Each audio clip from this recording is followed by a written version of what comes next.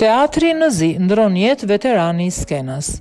Bob Lupon, aktori Sopranos dhe veterani i Broadway, ka vdekur në moshën 76 vjeç, së bashku me karrierën e tij teatrore. Ai luajti edhe në The Sopranos, Sex and the City dhe shumë filma të tjerë për të cilët u nominua me një Emmy Daytime.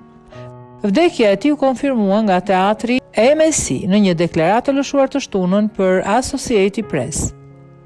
Ai punoi gjithashtu si aktor, duke filluar në vitin 1966 si një antar i ansamblit të produksionit Westbury Music Fire të The Pajama Game me Liza Minnelli në vitin 1968. Ai bëri deputimin e tij në Broadway në Sweet Potato të Nobel Howard.